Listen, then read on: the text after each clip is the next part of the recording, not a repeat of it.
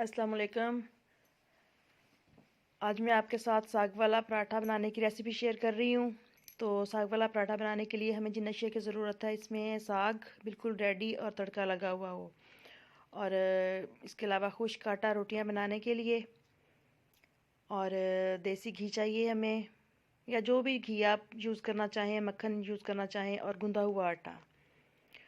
तो सबसे पहले हमें करना यह है कि खुश्का लगा के हाथ को तो छोटे छोटे से पेड़े बनाने हैं। आम रोटी से ये कम पेड़ा लेना है, छोटे छोटे से पेड़े बना लेने हैं।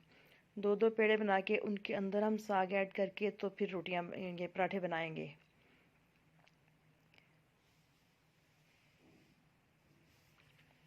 ये हमारे पेड़े बन गए हैं छोटे छोटे से। तो अब इनको बेल के, बेलन पे बेलना चाहें तो आप बेल सकते हैं, हाथ से बनाना चाहें तो भी बना सकते हैं।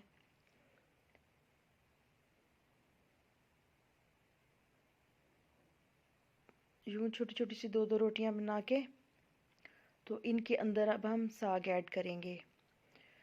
साग को अच्छी तरह से पूरी रोटी के ऊपर इस तरह से लेयर कर देनी है, मोटी मोटी सी। और साग में नमक आप अपनी ज़रूरत के मुताबिक कम या ज़्यादा कर सकते हैं, अपने टेस्ट के अकॉर्डिंग, जितना आपको पसंद है। तो यूँ अच्छी तरह से लेयर करने के बाद हम इसके ऊपर दूसरी रोटी पलट देंगे और इसको यूँ सेट करके अच्छे तरीके से इसके किनारे आहिस्ता आहिस्ता दबा के, ताकि रोटी खुले ना और साग बाहर ना निकल पाए। तो अब हम इसको हाथ से रोटी को बड़ा करके तो तवे पे डालते हैं।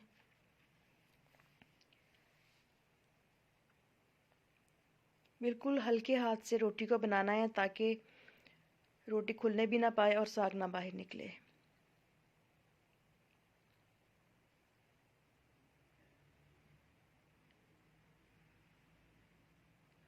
कोई सा साग हो उसको आप इस तरह से रोटी के अंदर डाल के पराठा बना सकते हैं। आलू गोभी का सालन हो तो भी आप इस तरह से पराठा बना सकते हैं। कीमे वाला पराठा इसी तरह से बन जाता है। आलू मेथी का पराठा बन जाता है, जो कि बहुत ही टेस्टी लगता है मैश करके अच्छे तरीके से। तो यूँ हम दोनों तरफ से रोटी को अच्छी तरह से पका के तो अब हम इसके ऊपर घी लगाएंगे। घी भी कम या ज़्यादा करना आपकी मर्ज़ी है, अपनी ज़रूरत और टेस्ट के मुताबिक आप जितने घी में चाहें पराठे को फ्राई कर सकते हैं। इस तरह से अब दूसरी साइड पे से पका के तो पराठा हमारा बिल्कुल रेडी है अब, और अच्छी तरह से पक चुका है।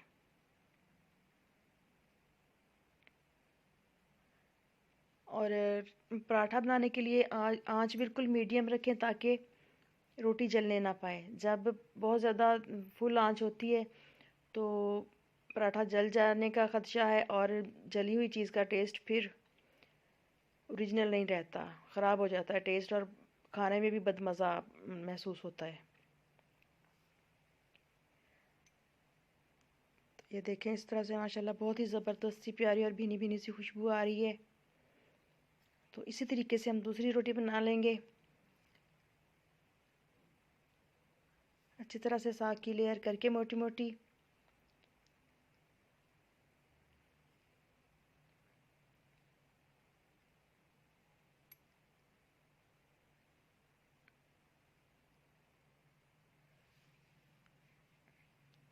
सेम उसी तरीके से बन जाएगी।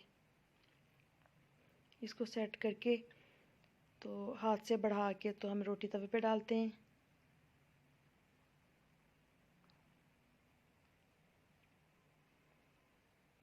यूँ एक साइड को अच्छी तरह से पका के तो अब हम रोटी को पलट देंगे और इस साइड से भी अच्छी तरह से पकाएंगे। खाना कोई भी बनाएं, हमेशा आंच नॉर्मल रखें, हाई फ्लेम पे खाना जल जाता है।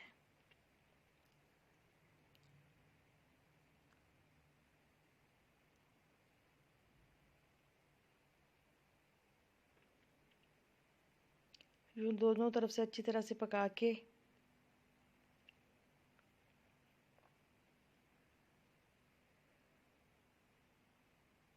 तो इसको हम उतार लेंगे। और सुबह नाश्ते में अगर आप साग वाला पराठा बना के चाय या दही के साथ खाते हैं तो बहुत ही टेस्टी और ज़बरदस्त सा full of nutritions healthy paratha है ये।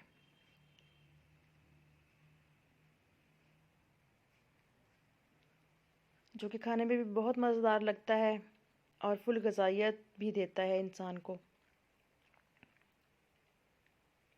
ख़ास तौर पे बच्चे बहुत खुश होकर खाते हैं, तो अगर स्पेशली बच्चों के लिए बना रहे हैं तो इसमें मिर्च की मिकदार कम रखें ताकि बच्चे खुश होकर खाएं। यूँ इस तरह फुल रोटी की शेप में भी आप पेश कर सकते हैं और सेंटर से कट करके हाफ हाफ पोर्शन करके भी आप पेश कर सकते हैं और बहुत ही खुशी से बच्चे नाश्ता करते हैं ये। चाहें तो मज़ीद साग ऐड कर लें साथ इसके खाने के लिए, या दही के साथ खाएं, चाय के साथ खाएं, बहुत ही अच्छा लगता है और बहुत ही इजी रेसिपी है और तकरीबन सभी घरानों में खुश होकर ये पराठा खाया जाता है। तो आई थिंक कि आपको आज की रेसिपी अच्छी लगी होगी। अच्छी लगे तो मेरे चैनल को सब्सक्राइब ज़रूर कीजिएगा और वीडियो को लाइक कीजिएगा और दुआओं में याद रखिएगा। अपना और अपने फैमिली मेम्बर्स का बहुत सा ख्याल रखिएगा।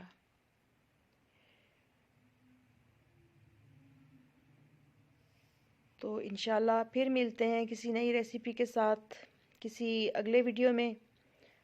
तब तक के लिए इजाज़त दीजिए।